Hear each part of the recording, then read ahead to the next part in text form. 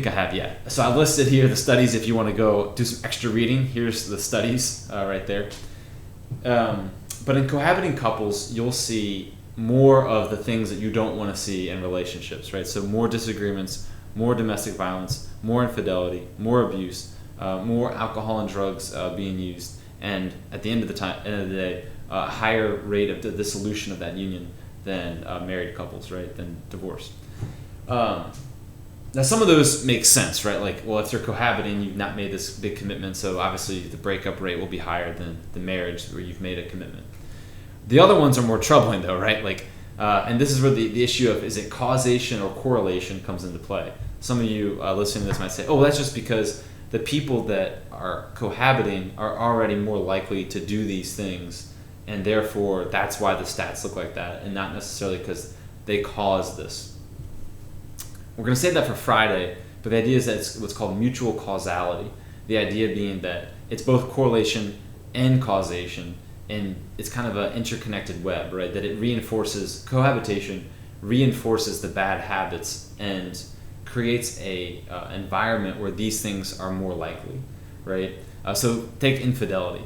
If you've not made any public claim before God and man to remain faithful, then it's much easier. You've created an environment where it's much easier to not remain faithful to your partner, right? Whereas if at your wedding, right, your mom, your dad, your grandma and grandpa, her mom, her dad, her grandma, grandpa, her brothers and sisters, her entire family, aunts and uncles, have seen you make some sort of vow of, unconditional love, maybe, just maybe, that'll create an environment where infidelity is more difficult, right? But if you've made no commitments whatsoever, and there's been no public declaration of your intentions to love each other through death do you part, well, then it's a much easier environment to be in where you could justify infidelity. That doesn't mean that everyone that cohabits will do any of these things. In fact, you might be in a cohabiting relationship and it's better than most marriages. That might be the case as well. It's not one-to-one causation. It's not one-to-one correlation. But the stats don't lie, right? Like, these are objective facts that people that cohabit actually exhibit these behaviors at a higher rate than people that are married. And again, you could say, well, I'm the exception to that rule.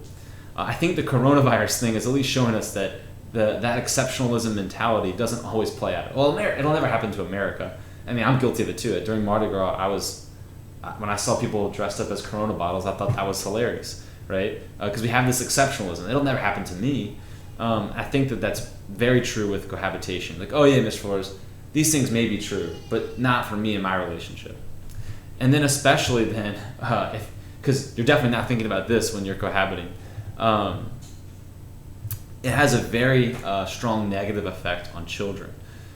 Children that grow up in a cohabiting environment do very poorly when contrasted against children who grow up with their biological mother and father.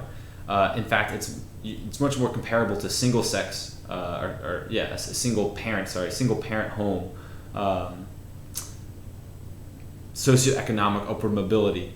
So in other words, like the people that do the best are children with their biological mother and father. The people that do the second best, you could say, second best is kind of hard to say at this point, are people with a mother and a father that are not their biological mother and father.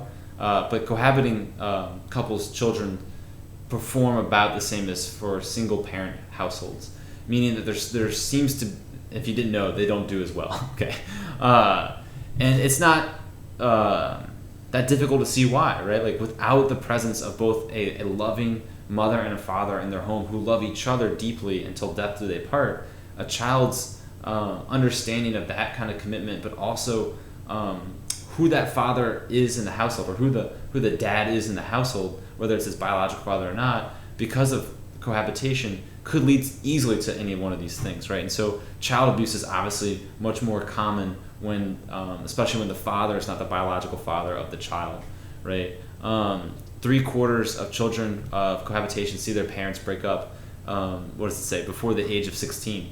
Jay-Z in the Black album, where we had the Gray album, he says the same thing in the song December 4th, that after his mom and his dad broke up, his entire world changed, and he went to selling drugs, which leads us to our last point, is that children in cohabiting relationships tend to drop out of school get involved with alcohol and drugs at a much higher rate than children who have their biological mothers and fathers. Okay, again, the exceptionalism. Well, that's not going to happen to me. That's not my plan. Right, that might not be your plan. But the point is that if you do make a plan to try to pursue a healthy and happy marriage, a good and holy marriage, then cohabitation is clearly not going to give you the best shot. On Friday's lecture, we're going to talk about why that is in even greater detail. That's the argument we're going to make. Why doesn't cohabitation give you the best shot? Hopefully, though, you can see through some of the stats, and this isn't even all of the stats, through some of the stats that cohabitation does not give you the best chance. The biggest stat that we're going to look at, and I don't think I actually put it on here yet, I didn't put it even on here, is that cohabiting couples, you increase your chance of divorce once you do get married by 50% or more, right? That's the low end is 50%. You increase your chance. So now, like, if you had a 20% chance of getting divorced based on pre-existing factors, you've increased your chance 50%, right? That's not a good thing, right? If you were to say, let's say your goal again is to win the state championship, and someone said, if you pursue this one course of action, you'll have a 50% greater chance of not winning the championship. Why would you pursue that line of action? I don't understand then why people then, or I could say that I do know why, but the reason people choose cohabitation, even in the face of overwhelming evidence that it does nothing but harm their chances of having a good and happy marriage, is because cohabitation is much easier. It requires a lot less effort. It doesn't require you to think about things that you don't want to think about prior to your wedding, right? It doesn't require a self-sacrifice as much as an understanding of a covenant marriage does. And so I guess you said the culminating reason that kind of all those enter into this one reason is that you create a bubble, a protection where you can't be harmed, right? If you never fully give of yourself to somebody else, you never become completely vulnerable to somebody else, if you never dedicate your entire life to something else, and you can always slide out, then you'll never get really hurt. And people are very, very, very afraid of getting hurt, right? And so that's why cohabitation, which leads to that exit strategy available, is so appealing, right? Is that you can do a lot of the things of marriage. You can live together. You can have your romantic life together, right? You can live in, buy a house together, share that day-to-day life together. But you also leave that door open. If things get tough, you can slide out, and therefore you don't have to get hurt. And that, I think, is the main reason, although it's usually unstated. It's usually, we're living together to pay the rent. Oh, okay, yeah. If you actually get married, you get tax breaks. If you have a child, you get tax breaks. So you might as well get married and have children, and you get it's even easier to pay the rent, right? We're living together because it's just easier this way. It's easier this way usually means we want to have some sort of romantic relations, right? The main reason people cohabit, and it's left unstated, is that they're afraid to give of their self to something unseen. And that's that covenant idea of marriage, this unseen future of giving yourself to this other person in the good times and bad till death do you part. And the only way to get past that is to take that leap of faith with a lot of really good reasons behind it, and then trust that God's grace will be sufficient to carry you through. It may not be easy. It may in fact hurt. But at the end of the day, you'll have won the race. You'll have won that championship. And that's a lot better than never risking it and never playing the game, right? Okay, so that's a lot for today. There's going to be a few end questions, just about 5, I think, for today. And then your homework will be to study for the test. The test will cover everything besides cohabitation. On Friday, we'll finish up cohabitation.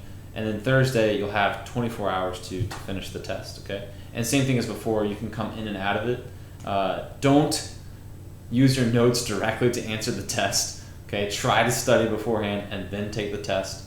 But if, there's no way for me to know what you do, okay? But I'm just saying that I'm not going to make the test so hard that you couldn't just answer it if you studied well, okay? All right, guys, I will post a link to that song below, and I'll see you in the next one on Friday.